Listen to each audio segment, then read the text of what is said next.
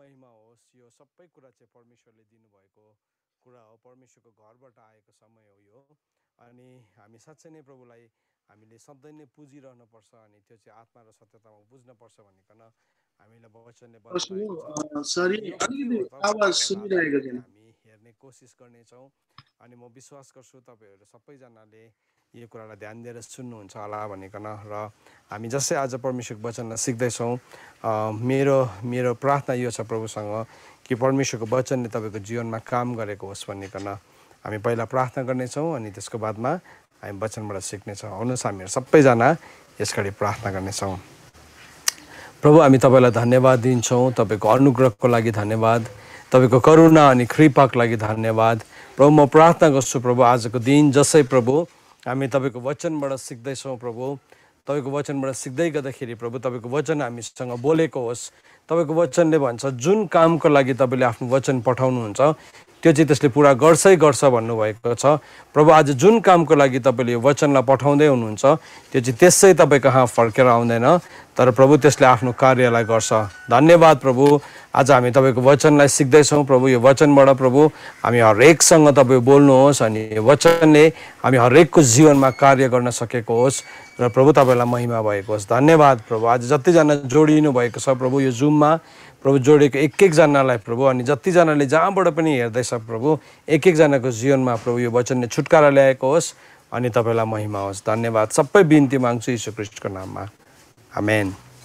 र यति बेला हामी आज परमेश्वरको वचनबाट हामीले आराधनाको विषयमा सिक्न गइरहेको छौँ र यो वचनलाई म रेकर्ड पनि गर्न चाहन्छु सो द्याट हाम्रोमा यसको रेकर्ड कपी होस्।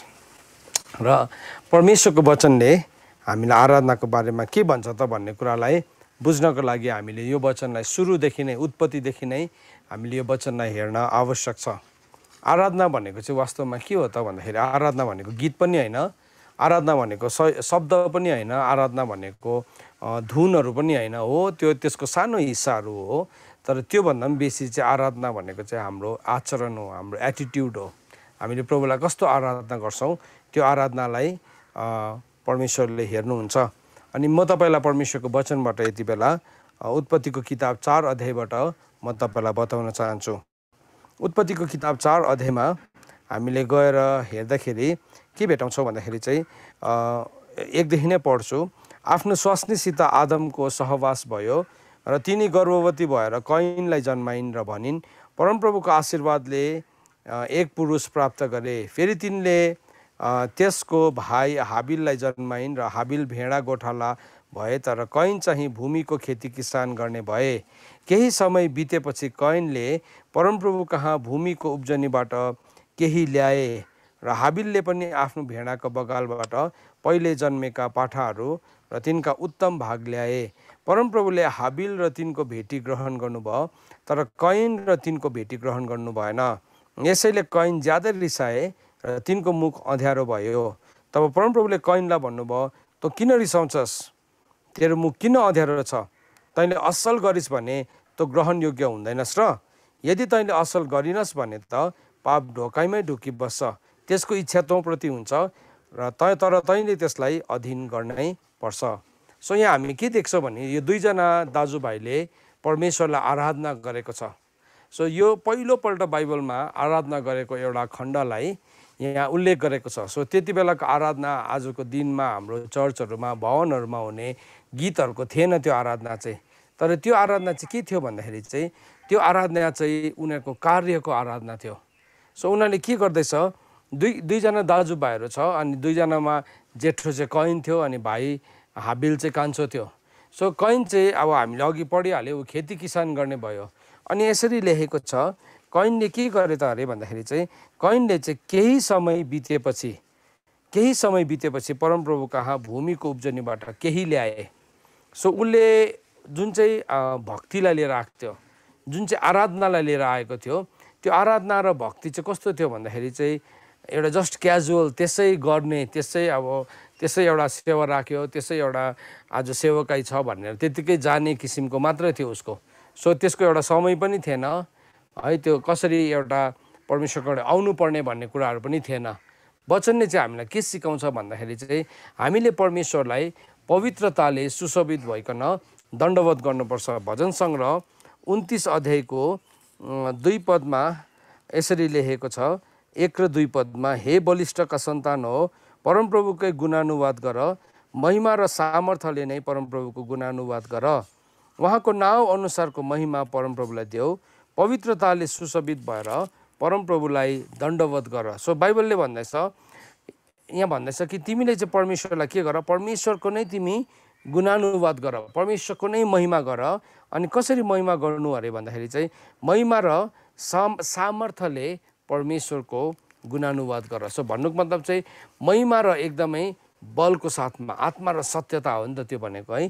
त्यसरी चाहिँ परमेश्वरलाई तिमीले गुणानुवाद गर, त्यत्तिकै होइन, त्यत्तिकै होइन। सो यो व्यक्ति जो कैन थियो, यो कैन आयो परमेश्वर कहाँ, तर ऊ केही समय बितेपछि एउटा जुन चाहिँ उसले भक्ति गर्ने समय थियो, ऊ जसरी आउनुपर्ने थियो, उसको पहिलो फलबाट आउनुपर्ने थियो। वचनले हामीलाई, हितोपदेशले भन्छ कि आफ्नो आम्दानीको सबैभन्दा पहिलो हिस्साले परमेश्वरलाई तैँले आदर गर। सो ऊ चाहिँ के भयो, उसको आम्दानी, उसको खेती त भइ नै रहेको थियो, तर त्यो खेतीपाती त उसले त्यो चलिरहेको थियो, तर केही समय बितेपछि परमेश्वरलाई पनि दिनुपर्छ, परमेश्वरलाई पनि चढाउनुपर्छ भन्ने एटिट्युडको साथमा आएको थियो। अनि उसले त्यो भेटीलाई लिएर आयो, केही भेटी ल्यायो, कस्तो भेटी ल्यायो त्यो के हो थाहै छैन। अब यहाँ वचनले हामीलाई भन्दैछ, हामीले चाहिँ परमेश्वरलाई चाहिँ कसरी चाहिँ प्रशंसा दिनुपर्छ अरे भन्दाखेरि चाहिँ उहाँको नाउँ अनुसारको प्रशंसा दिनुपर्छ। परमेश्वरको जुन नाउँ छ त्यही नाउँ अनुसारको हामीले परमेश्वरलाई प्रशंसा दिनुपर्छ। सो हामीले बाइबलमा हेऱ्यौँ भने प्रभुको थुप्रो नाउँहरू उल्लेख गरेको छ, थुप्रो नाउँहरू, जस्तो कि परमेश्वरको नाउँ एल सदाई भनेर भनेको छ। एल सदाई भनेको चाहिँ म हुँ जो म हुँ, त्यो परमेश्वर जसले जो सबै कुराको मालिक हुनुहुन्छ, त्यही नाउँ अनुसारको हामीले उहाँलाई प्रशंसा दिनुपर्ने हुन्छ वास्तवमा। तर हामी धेरैपल्ट के गर्छौँ भने हामी परमेश्वरलाई चाहिँ यति साह्रो क्याजुअली त्यत्तिकै हामी आराधना गर्छौँ, होइन, त्यस्तोलाई चाहिँ प्रभुले ग्रहण गर्नुहुन्न। हामीलाई लाग्छ मेरो जस्तो पनि प्रभुले ग्रहण गर्नुहुन्छ भनिकन म तपाईँलाई थुप्रो रेफरेन्सेसहरू देखाउँछु कि प्रभुले त्यस्तो कुराहरूलाई ग्रहण गर्नुहुन्न भनिकन। जस्तो कि उदाहरणको लागि उत्पत्तिको किताब 4 अध्यायको 3 पदमा त्यहाँ हामी के पढ्दैछौँ, केही समय बितेपछि कैनले परमप्रभु कहाँ भूमिको उब्जनीबाट केही ल्याए। सो भूमिको उब्जनीबाट उसले केही ल्यायो है। सो भूमिको उब्जनीबाट उसले उत्तम कुरा ल्याएन, तर के ल्यायो, उसले केही लिएर आए। अनि त्यसको मुनि भन्दैछ, हाबिलले पनि आफ्नो भेडाको बगालबाट पहिले जन्मेका पाठाहरू अनि र तिनका उत्तम भाग ल्याए र परमप्रभुले हाबिल र तिनको भेटी ग्रहण गर्नुभयो। हेर्नुहोस् है, अब भेटीलाई ग्रहण गर्नुभन्दा पहिला चाहिँ परमेश्वरले मान्छेलाई ग्रहण गर्नुपर्ने हुन्छ। सो आराधनालाई ग्रहण गर्नुभन्दा चाहिँ नि पहिला चाहिँ परमेश्वरले तपाईँ र मलाई ग्रहण गर्नुपर्ने हुन्छ। सो यहाँ उसले उसको भेटीको उत्तम भाग लिएर आए। परमेश्वरलाई हाम्रो धन सम्पत्ति रुपियाँ पैसा केही पनि चाहिँदैन, किनभने भजन सङ्ग्रह 50 अध्यायले यसरी भन्छ। हेर्नुहोस्, तपाईँले मसँग खोल्नुहोस्, तपाईँहरू सबैजनाले खोल्नुहोस् मसँग भजन सङ्ग्रह 50 अध्यायले यहाँ यसरी भनेको छ। 50 अध्यायको 7 देखि पढ्छु। सो तपाईँहरूले पनि खोल्नुहोस् ल मसँग, तपाईँहरू सबैजनाले खोल्नुहोस् यो वचनलाई। यहाँ भनेको छ, हे मेरो प्रजा सुन र म बोल्नेछु, हे इजरायल म तेरो विरुद्धमा साक्षी दिनेछु। म परमेश्वर तेरै परमेश्वर हुँ। तेरा बलिदानहरूको विषयमा म तँलाई दोष दिन्न, तेरा होम बलिहरू त नित्यै मेरो सामने भएकै छ। तेरो घरबाट बाछो अथवा तेरो गोठहरूबाट बोको म लिने छैन, किनकि जङ्गलको हरेक जन्तु र हजारौँ डाँडाहरूका गाई भैँसीहरू मेरै हुन्। पर्वतका सबै पक्षीलाई मैले नै चिनेको छु र वनका सारा जङ्गली जन्तु मेरै हुन्। म भोकै भए पनि तँलाई भन्ने थिइनँ, किनकि संसार र त्यसमा भएको यावत थोक मेरै हुन्। के म साँडीहरूको मासु खान्छु अथवा बोकाहरूको रगत पिउँछु? परमेश्वरलाई धन्यवादको बलिदान चढा र तेरो भाकल सर्वोच्चमा पुरा गर। अब सङ्कटको दिनमा मलाई पुकार र म तँलाई छुटाउने छु र तैँले मेरो महिमा गर्नेछस्। हेर्नुहोस् है, यो भजन सङ्ग्रह 50को 15 मात्रै चलाउँछौँ हामी। सङ्कटको दिनमा प्रभुलाई पुकारा गर्नुपर्छ र प्रभुले हामीलाई छुटाउनुहुन्छ र हामीले चाहिँ परमेश्वरको महिमा गर्छौँ, होइन। महिमा चाहिँ अगाडिदेखि नै सुरु भएको छ। महिमा चाहिँ कसरी सुरु हुँदो रहेछ भन्दाखेरि चाहिँ हामीले चाहिँ परमेश्वरलाई धन्यवादको बलिदान चढाउनुपर्छ। सो जब हाबिलले भेटीलाई लिएर आयो, हाबिलको भेटीलाई ग्रहण गर्नुभन्दा पहिला चाहिँ परमेश्वरले हाबिललाई ग्रहण गर्नुभयो, किनभने हाबिल धन्यवादी भएर आएको थियो। हामीले ठुलो भेटी लिएर आउन सक्छौँ, तर जबसम्म हामी ट्रुली परमेश्वरसँग धन्यवादी हुँदैनौँ, साँच्चैकै हामी परमेश्वरसँग धन्यवादी हुँदैनौँ, हाम्रो भेटी पनि ग्रहणयोग्य हुँदैन। सो भेटी आराधना भनेको चाहिँ आराधना मात्रै होइन, आराधक पनि आउँछ। अन्ततः प्रभुले भन्नुभएको छ यूहन्नाको किताब 4 अध्यायमा परमेश्वरले चाहिँ आराधकलाई खोज्दै हुनुहुन्छ, आराधनालाई होइन। प्रभुले भन्नुभयो समय आउँछ अनि समय अहिले नै हो जब उहाँलाई पुज्नेहरू भनेको छ है। जब उहाँको पूजा चाहिँ आत्मा र सत्यतामा हुन्छ भन्नु भएन, उहाँलाई पुज्नेहरू पहिला आयो, अनि पुज्नेहरूले चाहिँ आत्मा र सत्यता त्यहाँदेखि आयो। सुन्नुहोस्, पहिला चाहिँ पुज्ने मान्छे चाहियो नि त, नत्र भने त हामीले त प्रभुलाई राम्रो म्युजिक बजाएर राम्रो दामी भोकल भएको एकदम राम्रो गीत गाउनु सक्ने मान्छेको एकदमै गीत बजाएर पनि प्रभुलाई आराधना गर्न सक्छौँ नि। अनि त्यो गीत त उसले गाउँदाखेरि उसले पो आराधना गरेको त, तपाईँले त्यो सुन्दाखेरि आराधना हुँदैन। हामी चाहिँ यस्तो दिनहरूमा यस्तो ठाउँहरूमा हामी बाँच्छौँ जहाँ चाहिँ एउटा मान्छेले राम्रो स्वरले गीत गायो भने त्यो मान्छेको गीत हामी फेमस हुन्छ संसारमा छिट्टो, किनभने सङ्गीत त हाम्रो हृदयभित्र छ। तर हामी यो जाँच गर्दैन उसको जीवन कस्तो छ है, उसको जीवन कस्तो छ, त्यो गीत लेख्ने मान्छेको जीवन चाहिँ कस्तो छ, अनि गीत के हो भन्ने कुरालाई हामी याद नै गर्दैनौँ। त्यत्तिकै हामी त्यो गीतलाई पछ्याउँछौँ। त्यो चाहिँ आत्मा र सत्यतामा पुज्नु होइन। सो यहाँ के भन्दैछ, प्रभुले भन्नुहुँदैछ मलाई चाहिँ केही पनि चाहिँदैन, मलाई तेरो केही पनि चाहिँदैन। प्रभुले चाहिँ नि हाबिलले चाहिँ यसले चाहिँ साह्रै राम्रो भेटी लिएर आएछ र म यसलाई ग्रहण गर्छु भनेर चाहिँ प्रभुले ग्रहण गर्नुभएको होइन। मान्छे जस्तो हुनुहुन्न। मान्छेलाई चाहिँ हामीले राम्रो उपहार है, अनि हामीले एउटा लिफामा धेरै पैसा हालेर दिएर उसलाई टक्रायो भने चाहिँ हामीले मान्छेको फेभरलाई चाहिँ किन्नु सक्छौँ। मान्छेबाट पाउने निगाह चाहिँ हामीले घुस दिएर पनि काम बनाउन सक्छौँ। परमेश्वरसँग चाहिँ त्यो कुरा असम्भव छ। प्रभुले भन्नुहुँदैछ जङ्गलको हरेक जन्तु र हजारौँ डाँडाहरूका गाई भैँसीहरू मेरै हुन्। सबै जङ्गलमा भएको जन्तु र हजारौँ डाँडाहरूको गाई भैँसी चाहिँ परमेश्वरकै हो।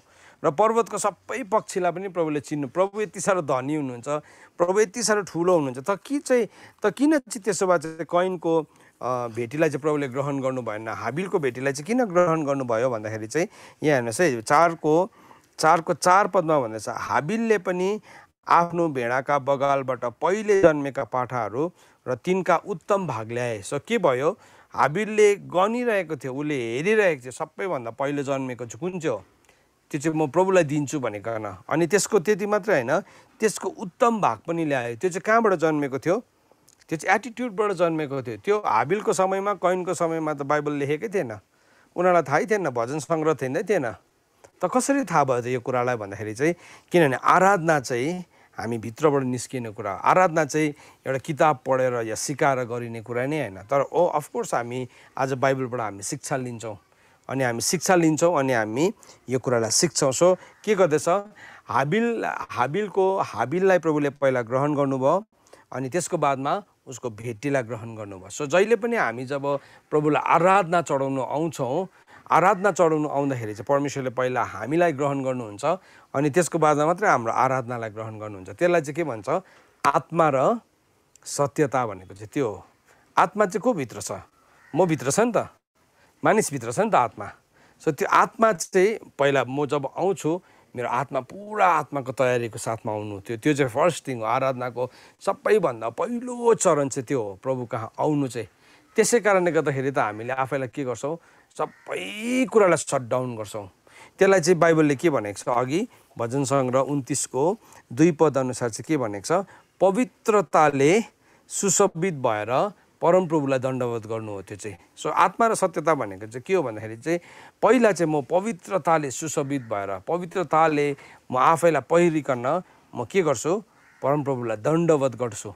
सो त्यसरी चाहिँ म परमेश्वरलाई ग्रहण गर्छु। सो त्यो चाहिँ के हो, आत्मा र सत्यतामा परमेश्वरलाई पुज्नु भनेको चाहिँ त्यो हो। सो अब हेर्नुहोस् है, यो एउटा खण्डमा कति साह्रो शक्तिशाली कुरा लेखेको छ।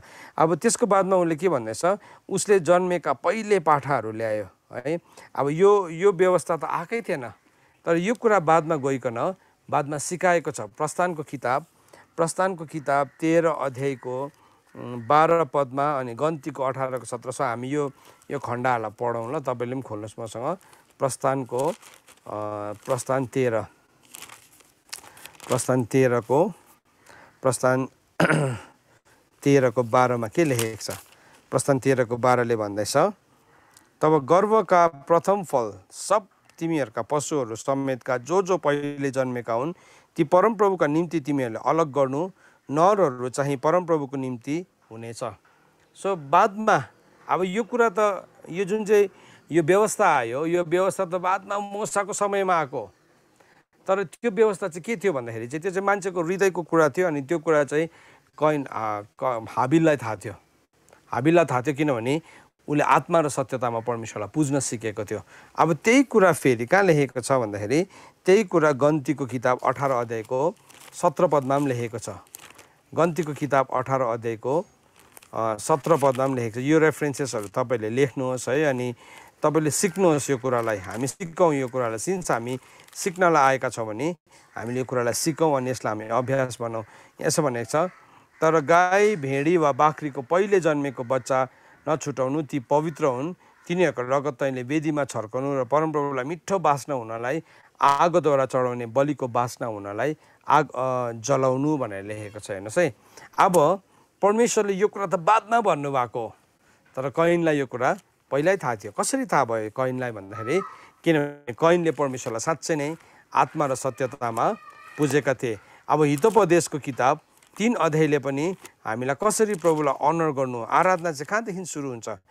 मैले अघि तपाईँलाई सुरुमा भने आराधना भनेको गीत होइन, आराधना भनेको गीत होइन, तर आराधना भनेको चाहिँ के हो, परमेश्वरलाई हामीले चढाउने हाम्रो एटिट्युड।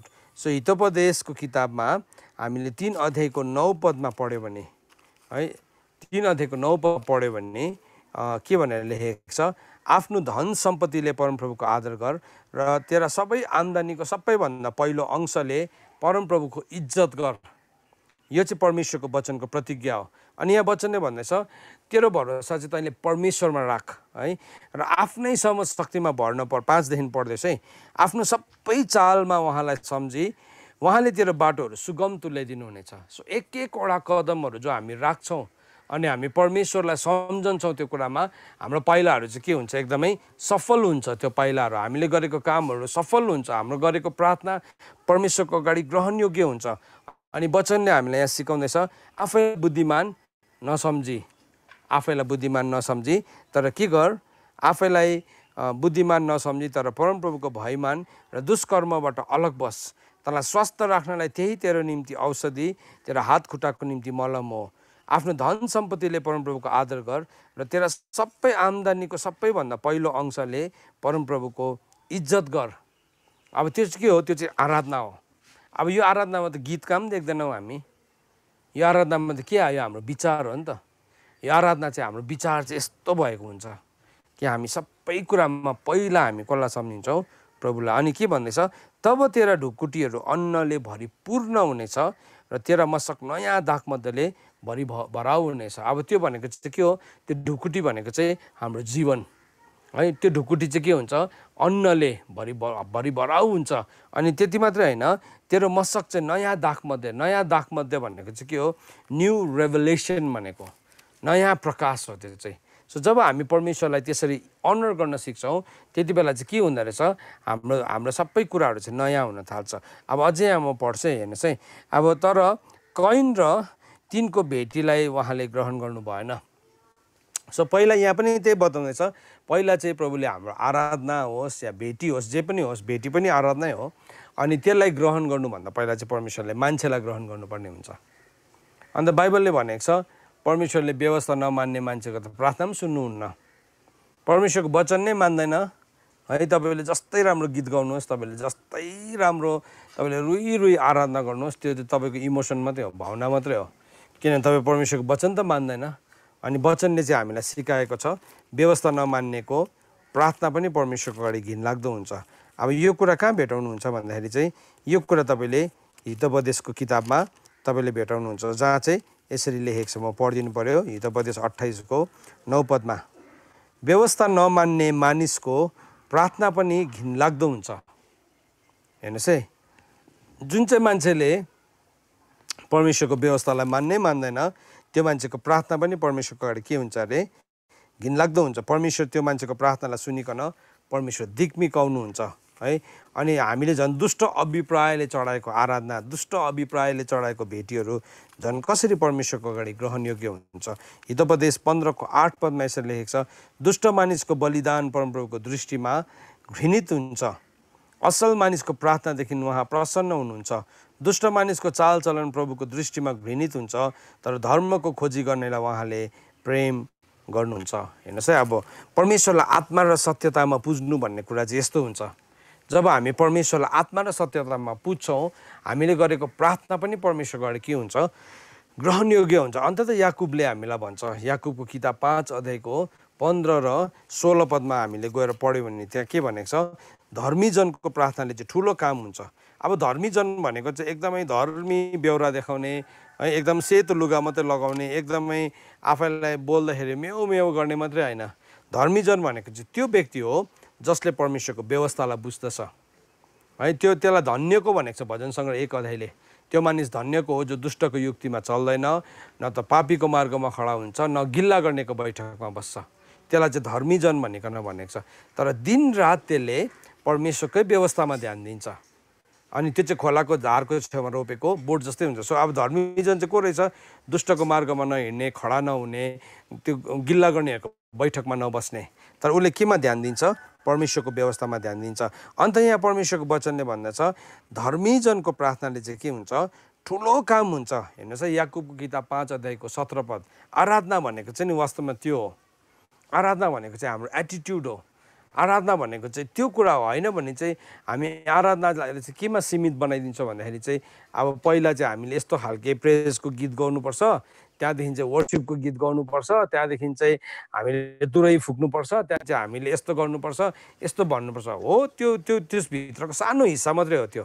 तर ग्रेटर हिस्सा चाहिँ के हो, हाम्रो हृदय हो। आराधना चाहिँ यहाँबाट सुरु हुन्छ, आत्माबाट सुरु हुन्छ है। आराधना चाहिँ एउटा व्यक्तिबाट सुरु हुन्छ। आराधना चाहिँ जहिले पनि आराधकबाट सुरु हुन्छ। सो परमेश्वरले यहाँ के गर्नुभयो, तर कैन र तिनको भेटी ग्रहण गर्नु भएन। यसैले कैन ज्यादै रिसाए।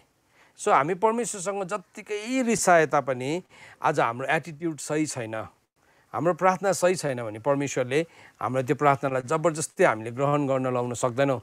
परमेश्वरलाई जबरजस्ती मेरो प्रार्थना ग्रहण गर्नुहोस् कि गर्नुहोस् भनेर हामी भन्नै सक्दैनौँ।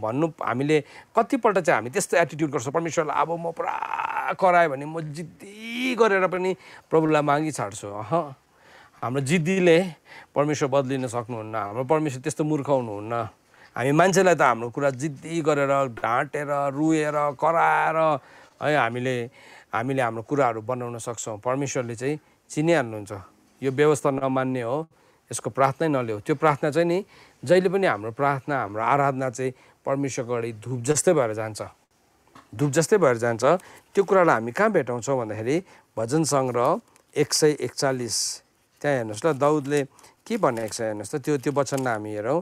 भजन सङ्ग्रह 141मा दाउदले भनेको छ, भजन सङ्ग्रह 141को 2 पदमा भनेको छ, 2 पदमा यसरी भनेको छ,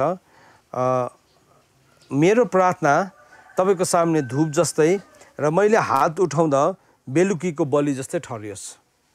2वटा कुरा भनेको छु उसले। एउटा के भन्यो, मेरो प्रार्थना चाहिँ तपाईँको सामने धूप जस्तै जाओस्। सो हाम्रो प्रार्थना चाहिँ धूप हो नि त खासमा। अनि हामीले यसरी हात उचाल्छौँ नि आराधनामा, त्यो चाहिँ के रहेछ भन्दाखेरि चाहिँ त्यो चाहिँ बेलुकीको बलि जस्तै। त्यो बलिदानको जब पनि परमेश्वरले त्यो बलिदानलाई सुग्नुहुन्छ। अब पुरानो समयमा, पुरानो करारको समयमा के थियो भन्दाखेरि चाहिँ उनीहरू पारम्परिक व्यवस्थामा थियो। अनि पारम्परिक व्यवस्था भनेको चाहिँ कस्तो हो भन्दाखेरि चाहिँ उनीहरूले बलिदान चढाउँदा, उनीहरूले भेटी ल्याउँदाखेरि चाहिँ उनीहरूले लिटरली एउटा पशुलाई लिएर आउँथ्यो, गोरुलाई लिएर आउँथ्यो अथवा भेडालाई लिएर आउँथ्यो। अनि त्यो भेडालाई बलिदान गरेर त्यसलाई मारेर त्यो भेट हुने पालमा उनीहरूले त्यसलाई मार्थ्यो। अनि मारेर के गर्थ्यो, उनीहरूले त्यसको बोसो जलाउँथ्यो। अनि त्यो बोसो चाहिँ परमेश्वरले जब त्यसको बास्नालाई सुन्नुहुन्थ्यो, त्यति बेला परमेश्वरले मानिसको प्रार्थनालाई सुन्नुहुन्छ है, सुन्नुहुन्थ्यो। यहाँ म तपाईँलाई त्यसको उदाहरण दिनु पर्यो। उत्पत्तिको किताबमा जब जल प्रलय रोकियो, जल प्रलय रोकिँदाखेरि यो कुराहरू भएको छ। तपाईँले मसँग खोल्नुहोस् उत्पत्तिको किताब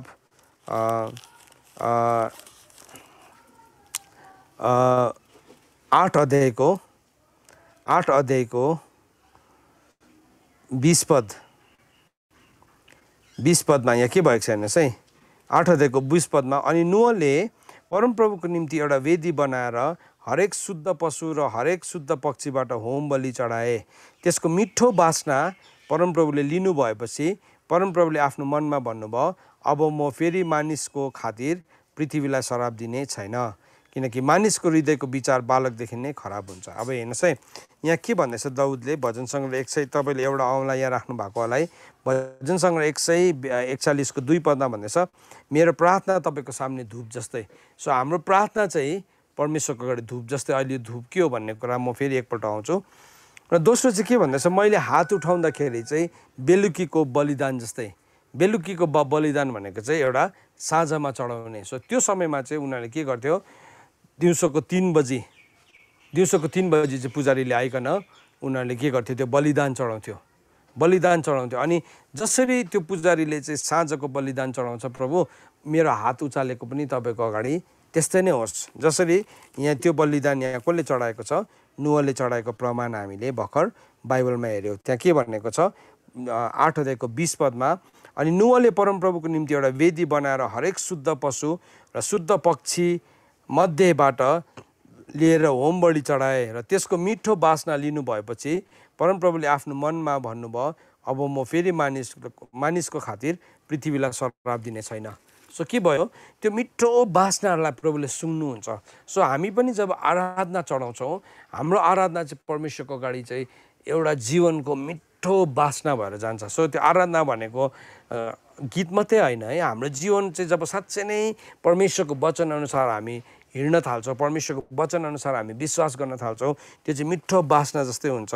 दोस्रो कोरिन्थीमा हामीले यसको विषयमा हामी भेटाउँछौँ। दोस्रो कोरिन्थी 2 अध्यायमा यसको बारेमा म अलिकति पढेर तपाईँहरूलाई सुनाउन चाहन्छु। यहाँ के भनेको छ भन्दाखेरि चाहिँ दोस्रो कोरिन्थी 2 अध्यायको 14 देखि पढ्छु, तपाईँहरूले पनि खोल्नुहोस् मसँग। दोस्रो कोरिन्थी 2 अध्यायको 14 पद, तर परमेश्वरलाई धन्यवाद होस्, हामीलाई ख्रीष्टमा सधैँ विजयको निम्ति अनुग्रह गर्नुहुन्छ र उहाँको ज्ञानको सुवासना, हेर्नुहोस् है, परमेश्वरको ज्ञानको सुवासना। अब जब हामीले गीत गाउँछौँ नि आराधनामा, हामीले किसको विषयमा आराधना गर्छौँ, प्रभुको महानतालाई है। प्रभु तपाईँ कति महान हुनुहुन्छ, तपाईँ कति भयानक हुनुहुन्छ, तपाईँ कति ज्ञानी हुनुहुन्छ, तपाईँ जो हुनुहुन्थ्यो जो हुनुहुन्छ, त्यो आराधना चाहिँ के हो, परमेश्वरको ज्ञानको सुवासना चाहिँ हामीले फैलाएको। यहाँ भन्दैछ हामीले चाहिँ अब ख्रीष्टमा सधैँ विजयको निम्ति अनुग्रह गर्नुहुन्छ र उहाँको ज्ञानको सुवासना हामीबाट हरेक स्थानमा प्रकट गर्नुहुन्छ, किनकि उद्धार पाएकोहरूमा र नष्ट हुनेहरूमा हामी परमेश्वरको निम्ति ख्रीष्टको मिठो बास्ना हो। एकतर्फ मृत्युको निम्ति मृत्युको दुर्गन्ध, औ अर्कोतर्फ जीवनको निम्ति जीवनको सुगन्ध। सो यहाँ के भन्दैछ पावलले, हाम्रो जीवन चाहिँ एउटा मिठो बास्ना जस्तै हो। सो जब हामी परमेश्वरलाई त्यसरी आराधना चढाउँछौँ, जब हाम्रो आराधना परमेश्वरको अगाडि सही प्रकारले जान्छ, त्यो चाहिँ के हुन्छ, मिठो बास्ना हुन्छ। एकतिर जीवनको निम्ति के अरे, नष्ट हुने र उद्धार पाएकोहरूमा 2 किसिमको छ, एउटा मिठो बास्ना छ, अर्को चाहिँ मृत्युको दुर्गन्ध। अब मृत्युको लागि चाहिँ त्यो के हो, त्यो एकदम दुर्गन्ध हो। मृत्युको लागि चाहिँ एकदमै दुर्गन्ध। जब हामी परमेश्वरको आराधना गर्छौँ नि, साँच्चै नै मृत्युलाई चाहिँ त्यो मन नै पर्दैन, त्यो आराधनाको गन्ध चाहिँ उसको लागि दुर्गन्ध हुन्छ। तर ख्रीष्टको लागि चाहिँ के, त्यो सुवासना। अन्त जब उसले दाउदले भन्दैछ, जब म मेरो हात उचाल्छु, अब त्यति बेलाको समयमा दाउदले भन्दैछ, म जब हात उचालेर प्रभु तपाईँलाई आत्मा र सत्यतामा पुज्छु, तब चाहिँ के होस्, अब त्यो चाहिँ तपाईँको अगाडि साँच्चीकै आराधना होस् है, त्यो चाहिँ साँझको बलिदान जस्तै होस् भनेर उसले भनेको छ। त्यो चाहिँ हात उठाउँदा चाहिँ बेलुकीको बलि जस्तै ठहरियोस्, किनभने बेलुकीको बलिमा चाहिँ उनीहरूले बोसोलाई डढाउँथ्यो है। जसरी त्यो बोसो डढाउँदाखेरि परमेश्वरले त्यो सुग्नु भयो। अब आजको दिनमा त हामी बोसो डढाउँदैनौँ नि, हामी बोसो डराउनु पर्दैन पनि, अब त्यस्तो कानुन छैन, अब त्यो व्यवस्था चाहिँ छैन। त्यो व्यवस्थालाई चाहिँ प्रभु यीशु ख्रीष्टले आफ्नै शरीरमा खारिज गर्नुभएको छ। इफिसीको किताब 2 अध्यायको 15 पदमा यो कुरा लेखेको छ। तर अब हाम्रो आराधना चाहिँ भित्रबाट निस्केको सत्य ट्रु वर्सिपले चाहिँ के गर्छ, अब जीवनलाई बदलिन थाल्छ। अनि अर्को चाहिँ के भन्दैछ हेर्नुहोस् है, 2वटा कुरा भनेको छ। एउटा चाहिँ हाम्रो प्रार्थना अब जब हामी साँच्चीकै प्रार्थना गर्छौँ, त्यो प्रार्थना चाहिँ के भएर जान्छ भन्ने विषयमा प्रकाशको किताब हामीले 2 ठाउँमा भेटाउँछौँ, 5 अध्यायमा अनि 8 अध्यायमा।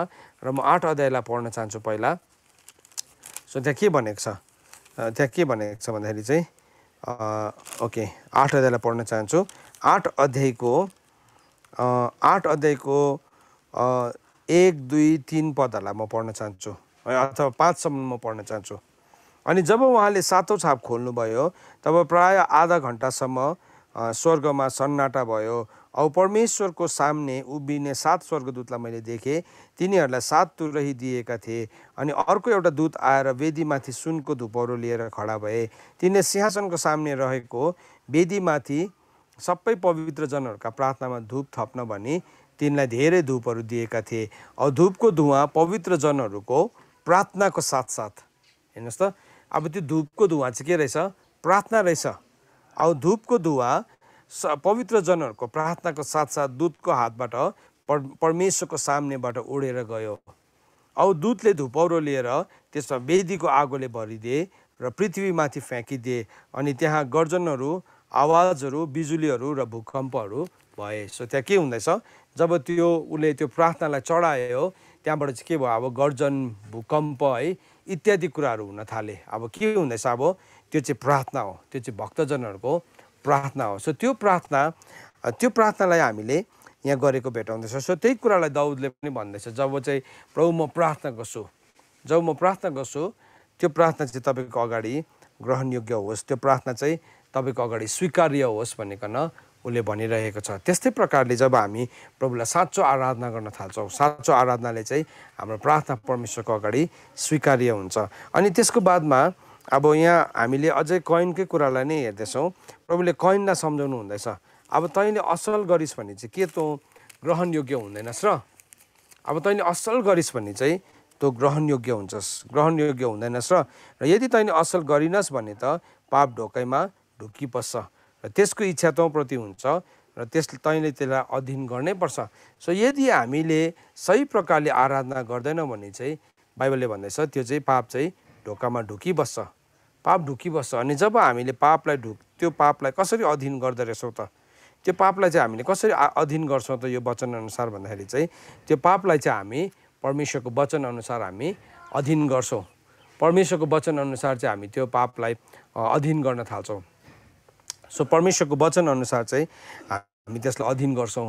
अनि यहाँ के भनेर लेखेको छ? तैँले असल गरिस् भने त ग्रहणयोग्य हुँदैनस् र, तर यदि तैँले असल गरिनस् भने त पाप ढोकामै ढुकिबस्छ।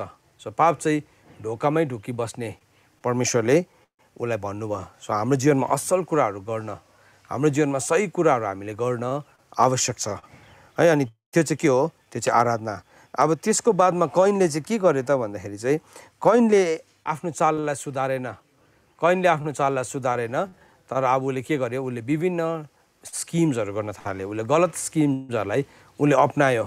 उसले यहाँ के गरेको छ हेर्नुहोस्, कयनले आफ्नो भाइ हाबिललाई भने औ हामी बाहिर खेतमा जाउँ। औ जब तिनीहरू खेतमा थिए तब आफ्नो भाइ हाबिलको विरुद्ध उठेर कयनले तिनलाई मारे। तब परमप्रभुले कयनलाई सोध्नुभयो, तेरो भाइ हाबिल कहाँ छ? तिनले भने, मलाई थाहा छैन, के म मेरो भाइको गोठालो हुँ र? सो त्यहाँ के भन्दैछ? कयनलाई प्रभुले सोध्नु हुँदैछ। उसले अब आफ्नो भाइलाई मार्यो। उसले सही आराधना गरेन, तर के गर्यो? उसले आफ्नो जीवनलाई उसले चेन्ज गरेन, तर उसले आफ्नो भाइलाई ग्रहण गर्यो भनेछु। मार्यो किन भन्दाखेरि चाहिँ उसको चाल ठिक थिएन। अन्त बाइबलले हामीलाई के भनेको छ? कयन जस्तो चाहिँ तिमीहरू नहुनु है भनेर वचनमा सिकाएको छ। कयन जस्तो नहुनु, किनभने त्यो त सुरुदेखि नै हत्यारा थियो। त्यसले के गर्यो? आफ्नो भाइलाई मार्यो। त्यसले के गर्यो? त्यसको भेटीलाई परमेश्वरले ग्रहण नगर्नु हुँदाखेरि त्यसले आफ्नो भाइलाई मार्यो। त कयनको विषयमा जब बाइबलमा उल्लेख गरेको छ, त्यसलाई चाहिँ एउटा हत्यारा भनिकन चिनेको छ। तर जब हामी हाबिलको बारेमा उल्लेख गरेको भेटाउँछौँ, हाबिललाई चाहिँ एउटा परमेश्वरको हाँचे नै परमेश्वरको अगाडि उभिने भनिकन उसलाई चिनेको छ है। सो अब हामीले कसरी आराधना गर्छौँ त? आराधना गर्दै गर्दाखेरि प्रभुले हामीलाई सिकाउनु भयो आराधनामा के नगर्नु भन्ने कुरालाई। म तपाईँलाई त्यो कुरालाई अलिकति बताउन चाहन्छु। व्यवस्थाको किताब 12 अध्यायको 1 देखि लिएर 3 पद। व्यवस्थाको किताब 12 अध्यायको 1 देखि लिएर 3 पदमा जब हामी पढ्छौँ, त्यहाँ के लेखेको छ? त्यहाँ यसरी भनेर लेखेको छ, तिमीहरू पृथ्वीमा बाँचुन्जेल तिमीहरूका पिता पुर्खाका परमप्रभु परमेश्वरले तिमीहरूलाई अधिकार गर्न दिनुभएको देशमा बाँचुन्जेल तिमीहरूले ख्याल राखेर मान्नुपर्ने विधि विधान यिनै हुन्। जुन जातिहरूलाई तिमीहरूले अधिकार गर्नेछौ तिनीहरूका अलगा डाँडाहरू र हरेक पर्वत र हरियो रुखमुनिको स्थान तिमीहरूले अवश्य नाश गर्नु। औ तिनीहरूका वेदीहरू भत्काइदिनु। औ तिनीहरूका असेरा मूर्तिहरू आगोमा जलाइदिनु। तिनीहरूका देवताहरूका खोपिएका मूर्तिहरूलाई ढालिदिनु र त्यस ठाउँदेखि तिनीहरूको नाउँ निशानै मेटिदिनु। तिमीहरूले परमप्रभु आफ्नो परमेश्वरको निम्ति चाहिँ त्यसो गर्नु। जुन ठाउँ परमप्रभु तिमीहरूका परमेश्वरले आफ्नो नाउँ राख्न र स्वयं बास गर्नलाई तिमीहरूका सबै कुलबाट छान्नुहुन्छ त्यही स्थानमा तिमीहरू जाने गर्नु। सो परमेश्वरको वचनले के भन्दैछ, जब पनि तिमीले परमेश्वरलाई आराधना गर्छौ, त्यो आराधना गर्दै गर्दाखेरि चाहिँ तिमीहरूले चाहिँ त्यो जुन देशबाट तिमीहरू निस्केर आएका छौ, त्यो एमोरीहरूको देश है, जुन चाहिँ देशमा चाहिँ उनीहरूले कस्तो गर्थ्यो, उनीहरूले चाहिँ हरेक किसिमको डाँडाहरूलाई, हरेक किसिमको पर्वतहरू, त्यसलाई चाहिँ के गर्थ्यो, उनीहरूले पुज्ने गर्थ्यो। हरेक हरियो रुखमुनि उनीहरूले के गर्थ्यो, एउटा हरियो रुख राख्ने भेटाउनै हुँदैन थियो। उनीहरूले के गर्थ्यो, त्यो हरियो रुखमुनि उनीहरूले पूजाको स्थान बनाउँथ्यो। त्यसरी नगर्नु भनिकन। सो हामी कति बेला नि कोही बेला हामी नजान्दाखेरि नि हामी प्रभुलाई त्यसरी नै पुज्ने गर्छौँ। अब यो चाहिँ परमेश्वरको आज्ञा हो। यो आज्ञा सकिएको छैन। अब आज्ञा चाहिँ बाइबलले भन्छ, आज्ञा चाहिँ के हो, आत्मिक हो। ल इज स्पिरिचुअल भनेको छ। सो आज तपाईँ र मैले जब परमेश्वरको आज्ञालाई मान्छौँ, तपाईँ र मैले त्यो आज्ञालाई त्यसरी नै पालन गर्नुपर्ने हुन्छ। प्रभुले भन्नुभयो तिमीहरूले चाहिँ तिनीहरूको वेदीलाई ढालिदिनु है, तिनीहरूको वेदीहरू भत्काइदिनु र तिनीहरूको खामाहरू टुक्रा टुक्रा पारिदिनु। भन्नुको मतलब चाहिँ जसरी अरूहरूले गर्छ हामीले त्यसरी गर्नु हुँदैन। परमेश्वरलाई आराधना अरू मान्छेहरूले जस्तै। अनि हामी चाहिँ अब कोही बेला हामी प्रभुमा आइसकेर पनि के भन्छौँ, हामी यो जातको, हाम्रो संस्कृति, हाम्रो संस्कार भनिकन थुप्रो यस्तो कुराहरूलाई लिएर आउँछौँ जो चाहिँ परमेश्वरको वचनमा स्वीकार्य छैन। हामी त्यसरी गर्नु मिल्दैन। त्यो सबै कुराहरूलाई हामीले त्यागेर आएको, त्यो सबै कुराहरूदेखि हामी स्वतन्त्र भएको। आज हामीले प्रभुलाई पुज्दै गर्दाखेरि चाहिँ हामी हाम्रो संस्कृति र संस्कारलाई पुज्दैनौँ, हामी प्रभुलाई जिउँदो परमप्रभुलाई पुज्छौँ। सो धेरैपल्ट के हुन्छ, हामी त्यसलाई कायम गर्ने कोसिस गर्छौँ, त्यसलाई हामी के गर्छौँ, त्यसलाई नै बेसी प्राथमिकता दिने गर्छौँ। अनि प्रभुको आराधना भन्दा पनि बेसी चाहिँ हामी ती कुराहरूलाई के गर्छौँ, हामी याद गरिरहेको हुन्छ। तर हामीले त्यस्ता कुराहरूलाई चाहिँ हाम्रो जीवनबाट हामीले हटाउनु पर्ने हुन्छ। त्यसलाई चाहिँ के भन्दैछ, त्यसलाई तिमीले ढालिदिनु। अब हामीले अर्काको गएर ढाल्नु भनेको होइन, हाम्रो जीवनभित्र भएको, हाम्रो हृदयभित्र भएका त्यस्ता कुराहरूलाई हामीले ढाल्नुपर्छ। इजरायलीहरूले नि त्यो कुरालाई ढालेको थिएन। अनि तपाईँले इजिकेलको किताब 8 अध्यायमा गएर पढ्नु भने नि उनीहरूको हृदयभित्र यति बिघ्न घिनलाग्दो, फोरी, नचाहिँदो कुराहरू थियो है, जो चाहिँ उनीहरूले एउटा के भन्नु, परमेश्वरको स्थान चाहिँ त्यसलाई दिएको थियो परमेश्वरको स्थान। अनि त्यसलाई बुझिरहेको थियो जो चाहिँ उनीहरूको आफ्नै हृदयको मूर्तिहरू थियो। र इजकेलको किताब 8 अध्यायको 9 पदमा यो कुरालाई बताएको छ। इजरायलका घरानाका मूर्तिहरू भनिकन 9 अनि 10 पदमा यो कुरालाई बताएको छ। सो त्यहाँ भन्दैछ तिमीहरूले हरियो रुखमुनि बसिकन है, त्यो हरियो रुखको मुनि तिमीहरू बसिकन तिमीहरूले पूजा नगर्नु है। आज हामी त धेरैपल्ट हाम्रो आराधना त त्यस्तै हुन्छ, त्यसरी नै सजाउने गर्छन् है। तर परमेश्वरले त्यस्तो चालहरू नसिक्नु भनिकन परमेश्वरको वचनमा हामीलाई सिकाएको छ। अनि भजन सङ्ग्रह 95को 6 पद तपाईँले मसँग खोल्नुहोस्। भजन सङ्ग्रह 95को 6 पद। भजन सङ्ग्रह 95को 6 पदमा के भनेर लेखेको छ भने, आऊ दण्डवत गरौँ र निहुरौँ, हाम्रो सृष्टिकर्ता परमप्रभुकै सामने घुँडा टेकौँ, किनकि उहाँ नै हाम्रो परमेश्वर हुनुहुन्छ र हामी उहाँको खर्काका प्रजा र उहाँको हातको भेडाहरू हौ। आज तिमीहरूले उहाँको स्वर सुन्यौ भने त मरिबामा गरे जै तिमीहरू आफ्नो हृदयलाई कठोर नगर, उजाड स्थान मस्साको दिनमा भए अनुसार। सो यहाँ वचनले के भन्दैछ, हामी परमेश्वरको अगाडि दण्डवत गरौँ, हामी परमेश्वरको अगाडि निहुरौँ भनिकन, हाम्रो सृष्टिकर्ताको अगाडि हामी घुँडा टेकौँ भनिकन परमेश्वरको वचनले बताएको छ। किनभने उहाँ चाहिँ हाम्रो परमेश्वर हुनुहुन्छ। सो वचनले हामीलाई सिकाउँदैछ सृष्टिकर्ताको अगाडि चाहिँ हामीले हाम्रो घुँडालाई टेक्नुपर्छ। जब हामी प्रभुलाई पुज्ने कुरा आउँछ नि, अब त्यहाँ एउटा एटिट्युडको पनि कुरा छ। जब हामी घुँडा टेकेर आराधना गर्छौँ, जब हामी हात उचालेर प्रार्थना गर्छौँ, त्यो चाहिँ प्रभुको अगाडि के हो, एकदमै ग्रहणयोग्य हो। किनभने बाइबलले भनेको छ भक्तिको रहस्य चाहिँ के छ, ठुलो छ। भक्तिको रहस्य ठुलो भएको कारणले गर्दाखेरि जब हामी त्यसरी प्रभुलाई आराधना गर्छौँ, त्यो आराधनाले चाहिँ परमेश्वरलाई प्रसन्न तुल्याउँछ है। तर कतिपल्ट चाहिँ के हुन्छ, अब हामी त्यति मात्रै गर्छौँ, आत्मा र सत्यतामा गरेको हुँदैन। हो, हाम्रो घुँडामा टेक्छौँ, हात पनि उचाल्छौँ, तर आत्मा र सत्यतामा गरेकै हुँदैन। तर यहाँ भजनले चाहिँ के भन्दैछ भन्दाखेरि चाहिँ हामी हाम्रो सृष्टिकर्ताको सामने चाहिँ निहुरौँ, हामी उहाँलाई घुँडा टेकौँ, हामी उहाँका हात उचालौँ भनेको छ। त्यो चाहिँ के हो, जब हामी आत्मा र सत्यतामा गर्छौँ फेरि त्यो चाहिँ स्वीकार्य छ। अब पहिलो तिमोथी 4 अध्यायको 8 पदमा यसरी लेखेको छ। पहिलो तिमोथी 4 अध्यायको 8 पदमा यसरी लेखेको छ, किनकि शारीरिक साधन थोरैको निम्ति उपयोगी हुन्छ, तर भक्ति चाहिँ अहिले भइरहेको र पछि हुने समेत जीवनको प्रतिज्ञा भएको सबै कुराको निम्ति उपयोगी छ। सो जब हामी परमेश्वरको अगाडि भक्ति गर्छौँ, जब हामी परमेश्वरको अगाडि परमेश्वरलाई हामी भक्ति चढाउँछौँ, त्यो चाहिँ यो जीवनमा मात्रै होइन तर आउनेवाला जीवनमा पनि के छ अरे, अब त्यो चाहिँ एकदमै उपयोगी छ। त्यस कारणले गर्दाखेरि हामीले यो परमेश्वरलाई जब पुज्छौँ नि त्यसरी, अनि हिब्रूको किताब 11 अध्यायको 6 पद मलाई साह्रै मनपर्छ, जहाँ चाहिँ विश्वासको कुरा लेखेको छ है। यहाँ यसरी भनेको छ, औ बिना विश्वास उहाँलाई रिझ्याउन असम्भव छ, किनकि जो परमेश्वर कहाँ आउँछ त्यसले उहाँको अस्तित्व छ भन्ने र उहाँलाई खोज्नेहरूलाई प्रतिफल दिनुहुन्छ भन्ने अवश्य विश्वास गर्न पर्छ। सो अब यो भक्ति चाहिँ कहाँदेखि सुरु हुन्छ भन्दाखेरि चाहिँ यो भक्ति चाहिँ पहिला त हाम्रो विश्वासदेखि सुरु हुन्छ।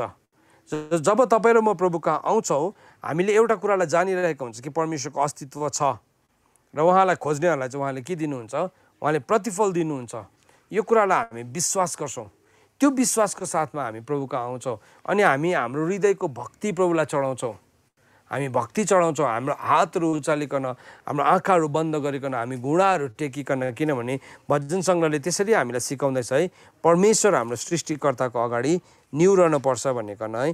त्यसरी म एकपल्ट फेरि पढिदिनु पर्यो भजन सङ्ग्रह 95को 6 पद, आऊ दण्डवत गरौँ र निहुरौँ, हाम्रो सृष्टिकर्ता परमप्रभुको सामने घुँडा टेकौँ। सो यहाँ के भन्दैछ, हामी परमेश्वरलाई दण्डवत गरौँ।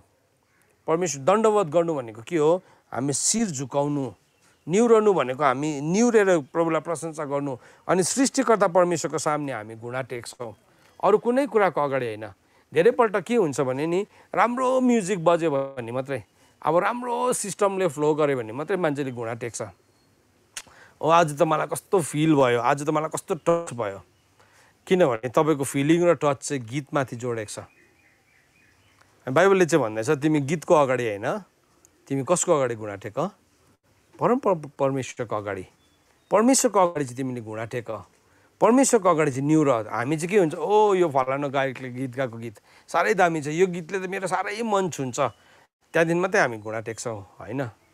अब अघि हामीले एउटा नियम सिक्यौँ नि है। एउटा नियम के थियो भन्दाखेरि चाहिँ परमेश्वरले एउटा भेटीलाई ग्रहण गर्नुभन्दा पहिला चाहिँ परमेश्वरले कसलाई ग्रहण गर्नुहुन्छ, परमेश्वरले मानिसलाई ग्रहण गर्नुहुन्छ। सो यो चाहिँ एटिट्युड हो, एउटा वर्सिपरको एटिट्युड, एउटा आराधकको एटिट्युड चाहिँ त्यो हो कि हामी त्यसरी परमेश्वरको अगाडि आउँछौँ। हामी परमेश्वरको अगाडि आइकन त्यसरी हाम्रो घुँडाहरूलाई टेक्छौँ। सो जब हामी त्यसरी परमेश्वरको अगाडि आइकन हाम्रो घुँडाहरूलाई टेक्छौँ, हामी प्रभुलाई हामी आराधना गर्न थाल्छौँ, त्यो कुरा चाहिँ परमेश्वरको अगाडि के छ, स्वीकार्य छ। त्यो कुरालाई चाहिँ परमेश्वरले के गर्नुहुन्छ, स्वीकार गर्नुहुन्छ। त्यो कुरालाई चाहिँ परमेश्वरले मन पराउनुहुन्छ। अनि त्यसै कारणले गर्दाखेरि त भन्दैछ हाम्रो सृष्टिकर्ताको अगाडि हामी निहुरौँ। किन भन्दाखेरि चाहिँ किनभने उहाँ हाम्रो परमेश्वर हुनुहुन्छ। सो जब हामी निहुरिँदैछौँ, हामी एउटा कुरालाई एक्नोलेज गर्दैछौँ, त्यो चाहिँ के हो भन्दाखेरि चाहिँ परमेश्वर नै हाम्रो, उहाँ नै हाम्रो परमेश्वर हुनुहुन्छ र हामी चाहिँ उहाँको खर्कका प्रजा र उहाँको हातको भेडाहरू हौँ भनिकन हामी त्यो कुरालाई स्वीकार गर्दै गरेका हुन्छौँ। त्यो चाहिँ हाम्रो स्वीकृति हो, त्यो चाहिँ हाम्रो एटिट्युड हो। अनि त्यही कुरालाई फेरि भजन सङ्ग्रह 99को 9 पदले है, भजन सङ्ग्रह 99को 9 पदले कसरी भन्दैछ, परमप्रभु हाम्रा परमेश्वरलाई सर्वोच्च बनाऊ र उहाँको पवित्र डाँडामा सेवा गर, किनकि परमप्रभु हाम्रा परमेश्वर पवित्र हुनुहुन्छ सो अर्को कुरा के भन्दैछ, अब हामी कसलाई सर्वोच्च बनाउँछौँ? परमेश्वरलाई। है, हामी गीतलाई होइन, गायकलाई होइन, मान्छेलाई होइन, म्युजिकलाई होइन, हामी कसलाई सर्वोच्च बनाउँछौँ? परमेश्वरलाई। सो परमेश्वरलाई हामी त्यसरी सर्वोच्च बनाउँछौँ। मलाई कतिवटा यस्तो ठाउँहरू थाहा छ। अस्ति मलाई एकजना भाइले भन्नुहुँदै थियो एउटा दुर्गम ठाउँको बारेमा। अनि त्यो ठाउँमा त्यो चर्चमा चाहिँ नि एउटा गीत पनि जान्दैन अरे कसैले पनि, तर उनीहरूले चाहिँ गीत सङ्ग्रह ल्याएर चाहिँ गीत सङ्ग्रहलाई यसरी पढ्छ अरे। अहिले हामीले यसरी पढेको जस्तै, जसरी अहिले मैले 99को 9 पदमा पढेँ नि, परमप्रभु हाम्रा परमेश्वरलाई सर्वोच्च बनाऊ र उहाँको पवित्र डाँडामा सेवा गर, किनकि परमप्रभु हाम्रा परमेश्वर पवित्र हुनुहुन्छ। त्यही हो उनीहरूको गीत। त्यहाँ कुनै म्युजिक छैन, त्यहाँ कुनै वर्सिप लिड गर्ने मान्छे पनि छैन, तर त्यति नै उनीहरूले, त्यतिमै पनि उनीहरूले आराधना गर्न सक्छ। तपाईँले यदि चाइनाको पर्सिक्युटेड चर्चेसहरूलाई, अन्डरग्राउन्ड चर्चेसहरूलाई हेर्नुभयो भने त्यो अन्डरग्राउन्ड चर्चेसहरूमा उनीहरूले थप्पडी बजाउनु मनपर्छ, तर त्यो आवाज बाहिर ननिस्कोस् भनेर उनीहरूले यति मात्रै गर्छ। हातलाई जोड्नु चाहन्छ तर जोड्नै सक्दैन। तर भए पनि उनीहरूको आराधना परमेश्वरको अगाडि स्वीकार्य छ। किनभने के छ, त्यो चाहिँ आत्मा र सत्यतामा भइरहेको छ। सो जब त्यो आत्मा र सत्यतामा त्यसरी गर्छ, त्यो चाहिँ परमेश्वरको अगाडि के छ, त्यो ग्रहणयोग्य छ। आत्मा र सत्यतामा गर्दै गर्दाखेरि चाहिँ त्यो चाहिँ परमेश्वरको अगाडि स्वीकार्य छ। अनि भजन सङ्ग्रह 99को 9 पदलाई हामीले पढ्यौँ है। अनि भजन सङ्ग्रह 102को 22 पदलाई पनि हेर्नुहोस्। 102को 22 पदले हामीलाई के भन्दैछ, यहाँ यसरी लेखेको छ, जब परमप्रभुको सेवा गर्नलाई देश देशका मानिसहरू र राज्यहरू जम्मा हुन्छन्। अब के भन्दैछ, यसरी भन्दैछ, when people gather together and the kingdom to worship the Lord। अब के भन्दैछ हेर्नुहोस् है, परमेश्वरले चाहिँ जब तपाईँ र मलाई चुन्नुभयो, तपाईँ र मलाई चुन्नु हुँदाखेरि चाहिँ हामीलाई एउटा पुजारीको राज्य भनेको चुन्नु भएको हो। त्यसरी चुन्नु भएको यो कुरालाई हामीले प्रस्थानको किताब 19 अध्यायमा अनि पहिलो पत्रुस 2 अध्यायमा भेटाउँछौँ। म पहिलो पत्रुस 2 अध्यायलाई पढ्नु पर्यो। यो कुरालाई हामी पढौँ। पहिलो पत्रुस 2 अध्यायमा यसरी लेखेको छ। पहिलो पत्रुस 2 अध्यायमा यसरी लेखेको छ, 2 अध्यायको 9 पदमा, तर तिमीहरू त चुनिएको वंश, राजकीय पुजारीगिरी, पवित्र जाति, परमेश्वरका निजी प्रजा हो र अन्धकारबाट उहाँको गजबको ज्योतिमा तिमीहरूलाई बोलाउनु हुनेको सर्वश्रेष्ठता तिमीहरू देखाऊ। सो यहाँ बाइबलले हामीलाई के भन्दैछ, तपाईँ र म चाहिँ के हो, चुनिएको जाति हो। यहाँ के भन्दैछ, जब उनीहरू भेला भए, को चाहिँ भेला भए, when the peoples gather together and the kingdom to worship the Lord। अनि त्यो जातिहरू जसले चाहिँ परमेश्वरलाई पुज्छ। सो परमेश्वर जब पनि परमेश्वरको छोराछोरीहरू एकसाथ भेला हुन्छ, त्यहाँ के हुन्छ, त्यहाँ सङ्गति हुन्छ, त्यहाँ गीत हुन्छ, त्यहाँ भजन हुन्छ, त्यहाँ आत्मिकी गान हुन्छ, त्यहाँ चाहिँ के हुन्छ, धन्यवादहरू हुन्छ। सो जब हामी परमेश्वरलाई यसरी पुज्न थाल्छौँ, अब त्यो चाहिँ के हुन्छ, अब परमेश्वरलाई हामी पुज्ने सही तरिका हो। सही तरिकामा त्यही कुरा फेरि भजन सङ्ग्रह 132को 7 पदमा पनि लेखेको छ। भजन सङ्ग्रह 132को 7 पदमा, हामी उहाँका वासस्थानमा जानेछौँ, हामी उहाँको पावदानमा दण्डवत गर्नेछौँ। कस्तो शक्तिशाली कुरा लेखेको छ है। अब यहाँ के गर्दैछौँ, हामी चाहिँ परमेश्वरको वासस्थानमा जान्छौँ। सो जब पनि एउटा मान्छेले साँच्चै आराधना गर्न थाल्छ, त्यो आराधनाले चाहिँ त्यो व्यक्तिलाई कहाँ पुर्याउँदो रहेछ, परमेश्वरको वासस्थानमा, परमेश्वरको पावदानमा। अनि कसरी हामी जान्छौँ भन्दाखेरि, अब त्यो भजन सङ्ग्रह 100 अध्यायमा लेखेको छ है, हामी कसरी प्रभुको उपस्थितिमा जान्छौँ भन्दाखेरि, अब यो चाहिँ शैली हो। भजन सङ्ग्रह 100 अध्यायमा यहाँ यसरी भनेको छ, हामी परमेश्वरको अगाडि कसरी जान्छौँ, परमेश्वरको अगाडि हामी कसरी जानुपर्ने हुन्छ, त्यो एटिट्युडलाई बताएको छ है। यहाँ यसरी भनेर लेखेको छ, भजन सङ्ग्रह 100 अध्यायको 4 पदमा यसरी लेखेको छ, धन्यवाद सहित उहाँको मूल ढोकाभित्र र प्रशंसा गर्दै उहाँको चोकभित्र पस। सो परमेश्वरको मूल ढोकाभित्र र परमेश्वरको चोकभित्र चाहिँ हामी कसरी पस्छौँ भन्दाखेरि चाहिँ हामी धन्यवाद सहित पस्छौँ। धन्यवाद चढाउँदै, धन्यवाद सहित उहाँको मूल ढोकाभित्र र प्रशंसा गर्दै उहाँको चोकभित्र हामी पस्छौँ। सो कसरी चाहिँ अघि हामीले भजन सङ्ग्रह 132को 7 पदमा पढ्यौँ नि है, हामी परमेश्वरको निवास स्थानमा जाउँ है, अनि उहाँको पावदानमा हामी उहाँलाई के गरौँ, हामी उहाँलाई पुजौँ भनेको छ। सो कसरी चाहिँ हामी जान्छौँ भन्दाखेरि, नम्बर 1 कुरा, हामी धन्यवाद दिँदै जान्छौँ। धन्यवाद, किनभने धन्यवादको बलिदान चढाउनेले नै परमेश्वरको के गर्छ, महिमा गर्छ भनेर भजन सङ्ग्रह 50 अध्यायको 23 पदमा लेखेको छ।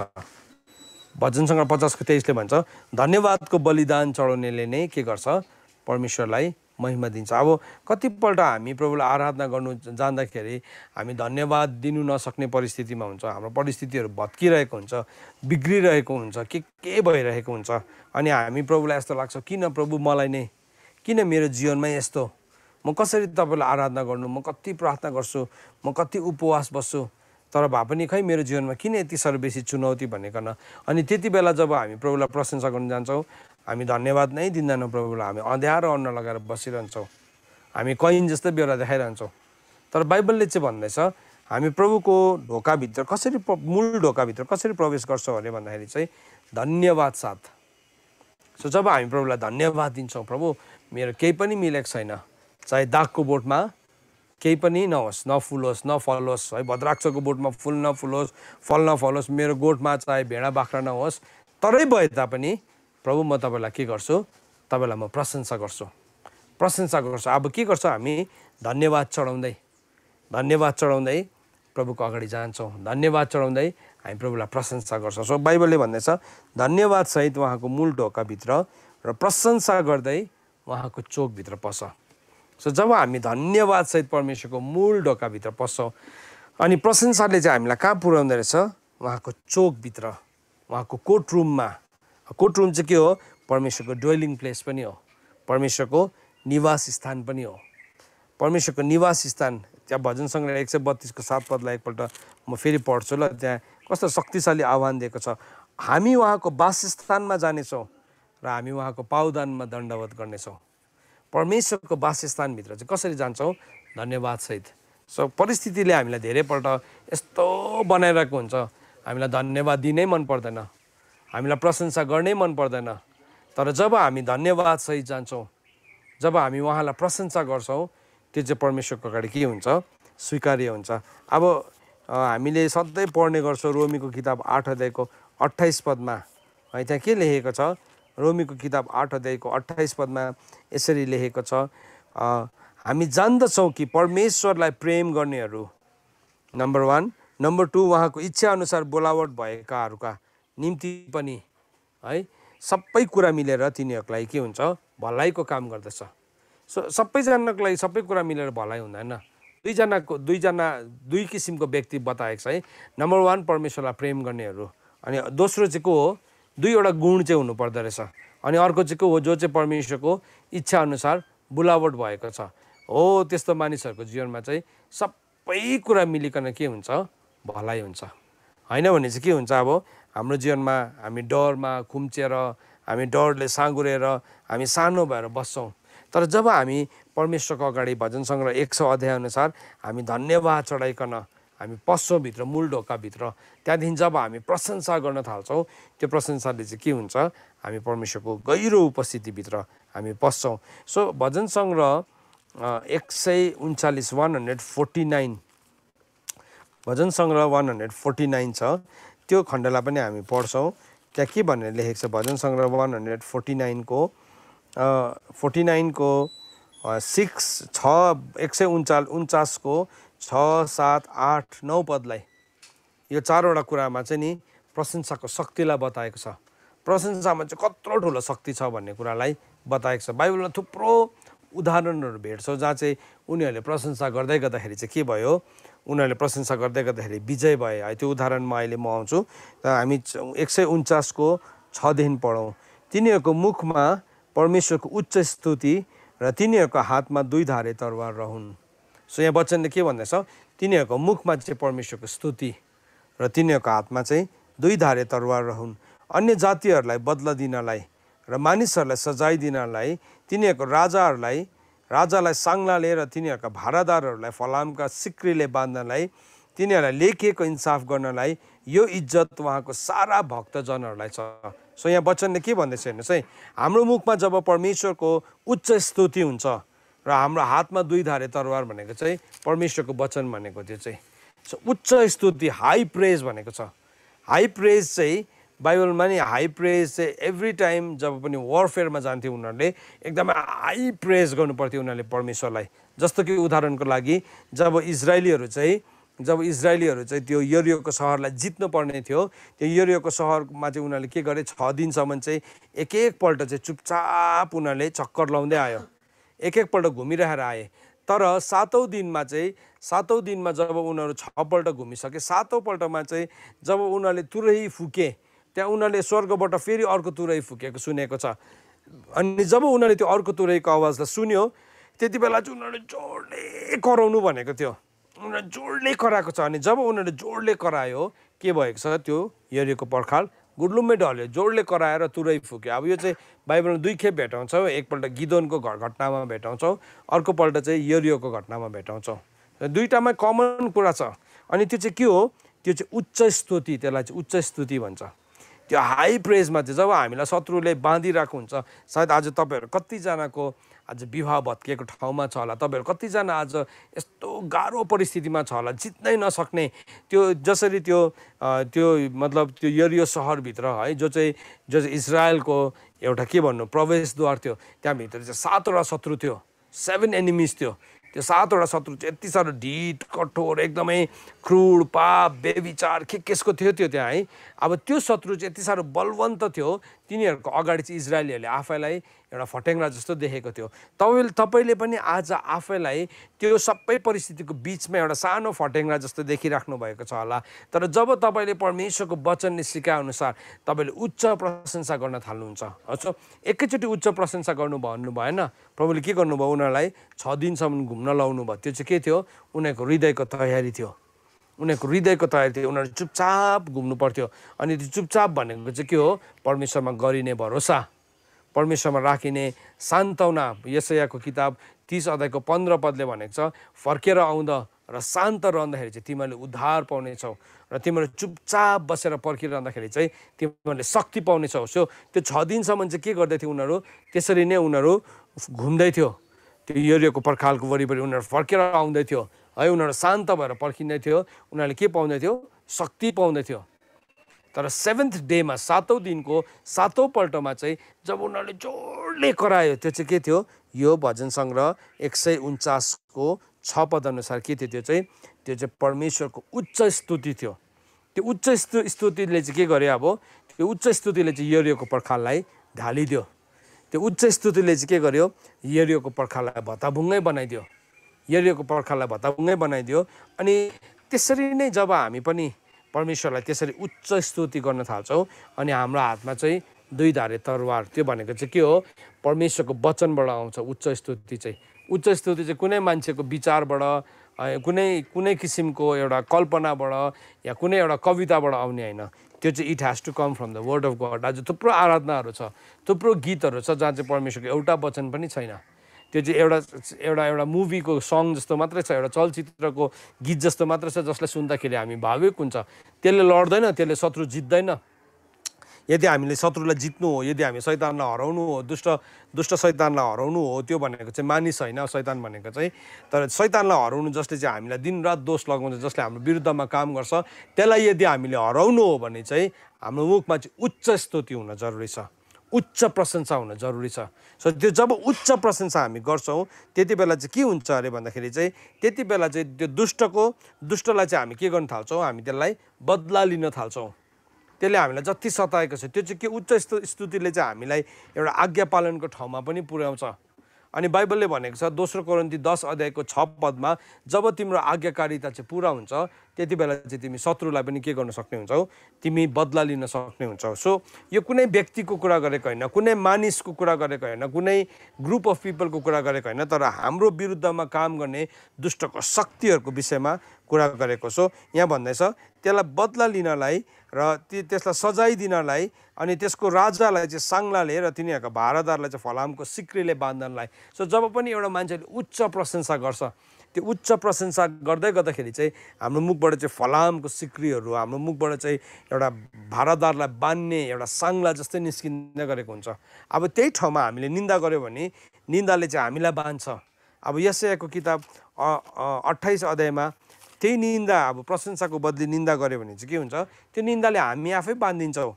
हेर्नुहोस् त, यशायाको किताब 28 अध्यायको 22 पदमा के भनेर लेखेको छ, तिमीहरू अब निन्दा गर्नेहरू नहो, नत्र त तिमीहरूको बन्धन अझै कसिन्छ। म जति निन्दा गर्छु, म जति अर्काको कुरा गर्छु, त्यसले चाहिँ मलाई नै के गरिदिन्छ, त्यही मेरै निन्दाले म आफैलाई बाँध्नु थाल्छ। अनि बाँधिएको मान्छेले चाहिँ केही पनि गर्नु सक्दैन, किनभने ऊ बन्धुवा हो, ऊ बाँधिएको छ, ऊ स्वतन्त्र छैन। तर जब हामी उच्च प्रशंसा गर्छौँ, अब त्यो साङ्लाले चाहिँ कसलाई बाँध्दो रहेछ, त्यसले चाहिँ शत्रुलाई बाँध्दो रहेछ है, शत्रुलाई बाँध्दो रहेछ। अनि त्यसमाथि चाहिँ लेखिएको इन्साफहरू पनि हामी के गर्दो रहेछौँ, त्यसमाथि लेखिएको इन्साफहरू पनि आउँछ। सो परमेश्वरले यो इज्जत चाहिँ परमेश्वरले आफ्नो जनहरूलाई दिनुभएको छ, तपाईँ र मलाई दिनुभएको छ। सो जब हामी प्रभुलाई यसरी प्रशंसा गर्न थाल्छौँ, जब हामी प्रभुलाई यसरी आराधना गर्न थाल्छौँ, त्यो आराधना चाहिँ यति साह्रो शक्तिशाली हुन्छ। सो मैले अघि तपाईँलाई भन्दै थिएँ, यरियोको पर्खालमा जब उनीहरूले आराधना गर्दथे, उनीहरूले के गर्दथे, त्यो घुमेको हरेकपल्ट घुम्दै गरेको चाहिँ के थियो, हरेकपल्ट घुम्दै गरेको चाहिँ उनीहरूले त्यो शत्रुलाई बाँध्दै थियो। अब गिदोनको घटनामा पनि तपाईँले हेर्नु, गिदोन र उसको साथीहरू मिदानीहरूको छाउनीमा गए। अनि जब उनीहरूले गिदोनले उनीहरूलाई सिग्नल दिएको थियो, जबसम्म म केही भन्दिनँ तिमीले केही पनि नगर्नु, तर जब म भन्छु तिमीले जोडले तुरै फुक्नु अनि त्यो गाग्रोलाई फुटाउनु। अब त्यो तुरैले के देखाउँछ, तुरैले एउटा बलिदानलाई देखाउँछ। एउटा तुरै निस्किनुको लागि चाहिँ के हुन्छ, बलिदान हुनु पर्यो एउटा पशुको। धेरैजना मान्छेले तुरैको निन्दा गर्छ, तर तुरैसँग शत्रु किन डराउँछ भन्दाखेरि चाहिँ किनभने तुरैले चाहिँ बलिदानलाई देखाउँछ। अनि तुरै फुक्दाखेरि चाहिँ यीशु ख्रीष्टको बलिदानसँग शैतान साह्रो डराउँछ। दोस्रो कुरा चाहिँ के हो भन्दाखेरि चाहिँ गाग्रो फुटाउनु भनेको चाहिँ के थियो, त्यो माटोको भाँडा चाहिँ तपाईँ र म हो। त्यो चाहिँ के हो, हामी भित्रबाट फुटेको प्रशंसा निस्किनु। अनि जब गाग्रो फुटाएर त्यो राँकोलाई बाहिर निकाल्यो, अनि उनीहरूले के भन्यो, गिदोनको निम्ति अनि परमेश्वरको निम्ति तरवार भनेर भन्यो। त्यो भन्ने बित्तिकै के भयो, शत्रुको छाउनीमा उनीहरू सबै डामाडोल भयो, सबै कुरा के भयो, उनीहरूको सबै कुरा भत्किन थाल्यो, उनीहरू अत्तालिन थाले। अनि अत्तालेर उनीहरूले एका दोस्रालाई आक्रमण गर्न थाले। सो हाम्रो उच्च प्रशंसामा पनि त्यही सामर्थ्य छ आज। अन्त त बाइबलले हामीलाई भनेको छ, परमेश्वरको अगाडि हाम्रो हतियार चाहिँ के छ, शक्तिशाली छ।